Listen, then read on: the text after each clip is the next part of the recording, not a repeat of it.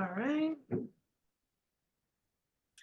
Okay, Minister Mitchell, so we'll start off with the Freeport Container Port. A letter has been sent by past and present team members expressing serious concerns about the leadership there at the port.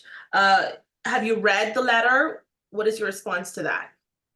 The letter's been in the public domain for at least a couple of weeks, and it's been circulated by various persons, which came to my attention. This is a normal kind of political way that people deal with these issues that they can't seem to get resolved otherwise.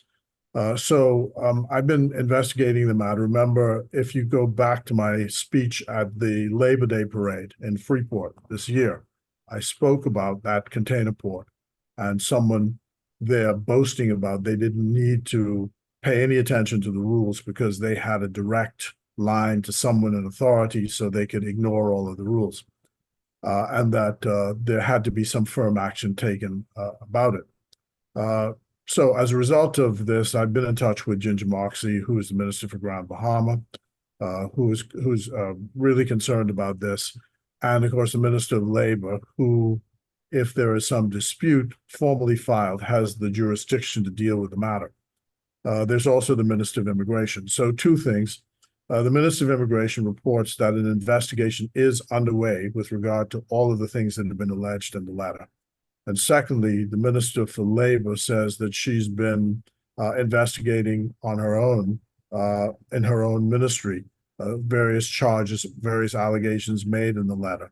And they've had a number of meetings with or at least one meeting with the container port itself to bring to the attention of the container port some of the irregularities in the way they go about applying for work permits. As you know, in this country, if you apply for a work permit, you're supposed to get a labor certificate, which says that you cannot find any Bahamian to do the work. And the question is whether or not this company has been following all of those procedures. So I'm hoping as a result of that, with my hat on as chairman of the PLP, that the eyes and ears of the government are now focused on the container port and the obligations which it has to Bahamians to ensure that the maximum benefits accrued to Bahamians and in particular those people who live in Grand Bahama. And certainly from the party's point of view, we should be laser focused on ensuring that these anomalies and allegations are investigated and corrected. Now, of course, this isn't the first ordeal that's happened with the Freeport Container Port. The PM some months back, a year back, he was very adamant about making casual workers permanent. And now this letter coming out, it seems like there is an issue with the Freeport Container Port and how they operate in the Bahamas. Is the government concerned about their operations and how they are handling Bahamians? Well, I don't think that it's appropriate for me to say what the government's position is as such. I think what we have to say is that there are rules which are to be followed. There are traditions which are to be followed. The company gave certain undertakings to the government about how they would conduct their business, and more particularly to this prime minister since he came into office. And when I come to Grand Bahama, and it will be spending a week there in 2 weeks' time, I'll be spending a week in Grand Bahama. When I come to Grand Bahama, the complaints are legion about the fact that it appears that this company is not living up to its obligations. Now, it is up to the Ministry of Immigration, it's up to the Ministry of Labor to ameliorate these concerns, to adjudicate the concerns, and I hope that the employees would now take the formal step of filing a trade dispute with the company so that the jurisdiction of the Department of Labor will be properly founded to go into the company and investigate what's going on there and correct these anomalies. Now, in the letter, they did allege that gifts were accepted to expedite application processes contrary to governmental policies. As the Minister of Foreign Affairs, what is your response to that? And what actions do you think should be taken in that regard? Sorry, can you repeat the question? So in the letter, it was alleged that gifts were accepted to expedite application processes contrary to governmental policies. As the Minister of Foreign Affairs, what is your response to that? What actions will be taken against anyone who is involved in this? Well, allegations in this country fly, fast and furious. what I can say is that both the Minister of Immigration and the Minister of Labor now have carriage of the letter and the issues that were raised. And Mr. Sears assured me that there's going to be an investigation. He'd already started it. And I can assure you that the investigation will be thorough. And my view is that if the company is aware of these allegations and anomalies, then they ought to comply. I would urge them to do so. Okay, any final thoughts on this particular matter?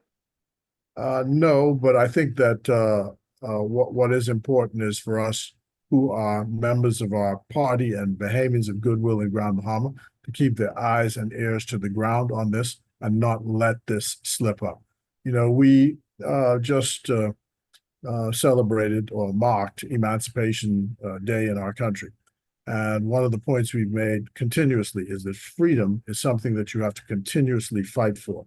So it's not only politicians that have the responsibility as leaders of the country to take on these fights, but ordinary citizens, men and women, have to keep their eyes and ears in the ground and make sure that freedom continues. And this is one such fight.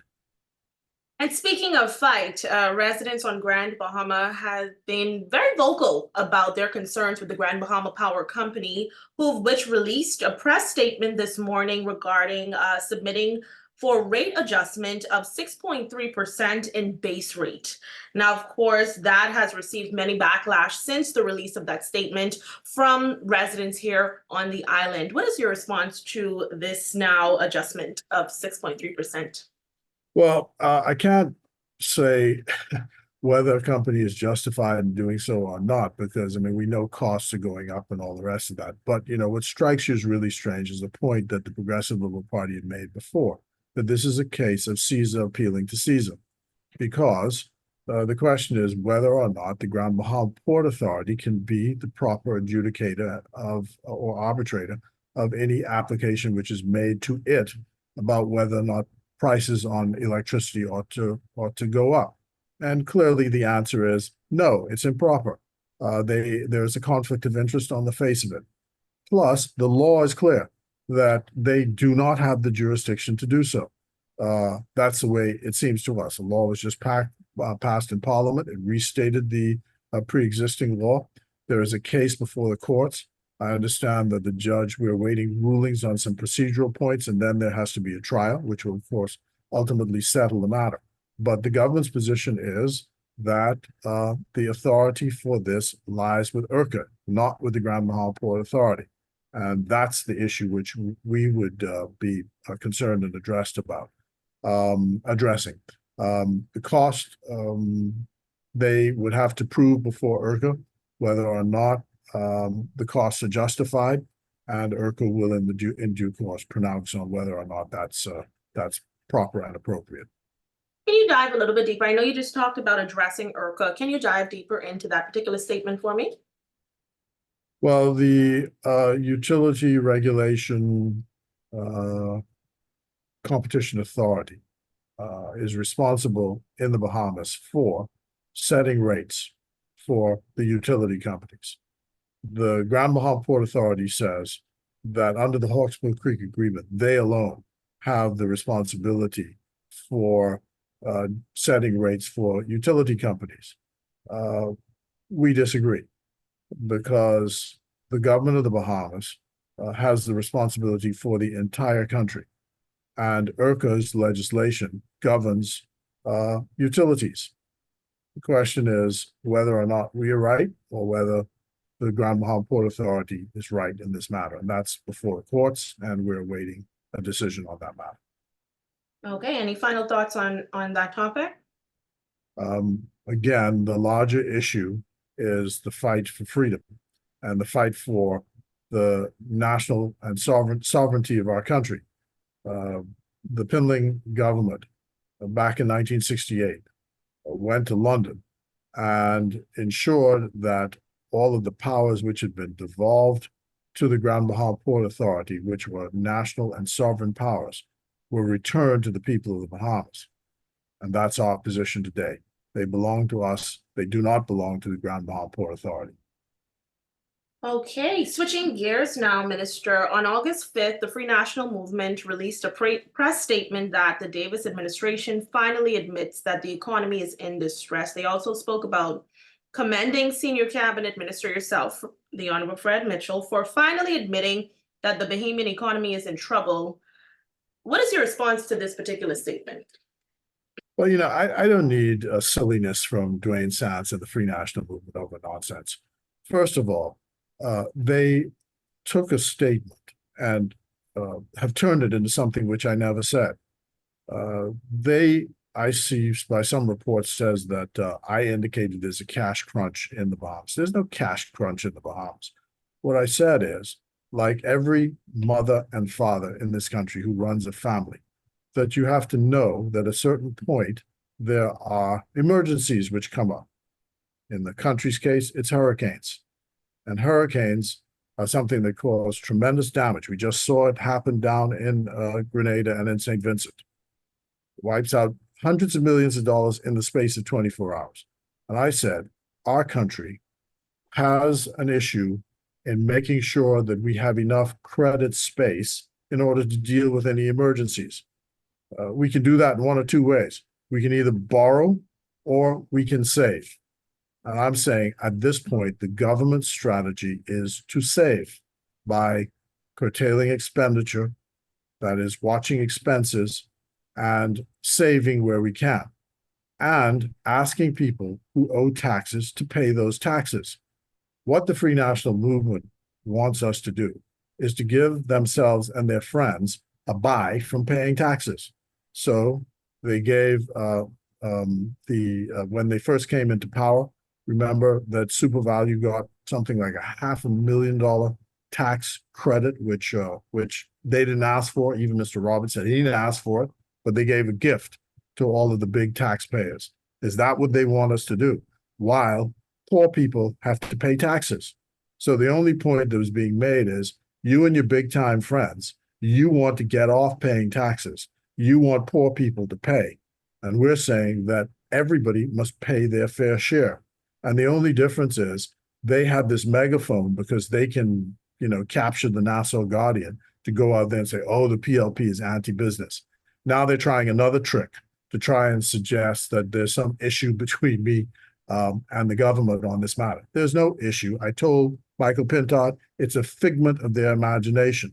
The fact is that we have to be careful in our expenditure, judicious in our spending, and people ought to pay their fair share of taxes. That's it.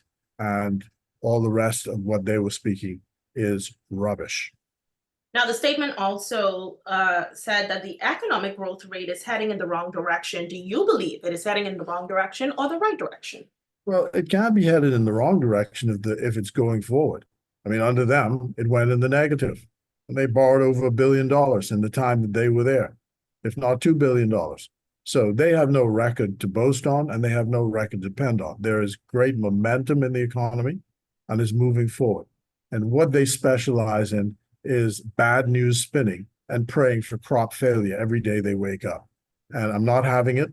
And Dwayne Sands ought to know better. Every time you sort of relax and think that this is a person who has some intellectual heft, because he's a heart surgeon, it turns out that, we're dealing perhaps with someone with sawdust instead of intellectual heft. It's really sad and disappointing. What do you have to say to Bahamians who they're claiming are frustrated with the way the economy is going? There are lots of issues that people from time to time will raise about their lives and about how the situation is in a country. But the country is a beautiful place. Things are trending in the right direction. We are better off than we were 4.5 years ago. And the young people can look forward to a great future. And that's the gospel of the Progressive Liberal Party. Forward ever, backward never. Okay. Thank you so Thank much, you. Mr. Right. Thank you for this last minute interview. Sure, no problem. We appreciate you for that. You have a great rest of your Tuesday. Great. Thank you so much. Blessings.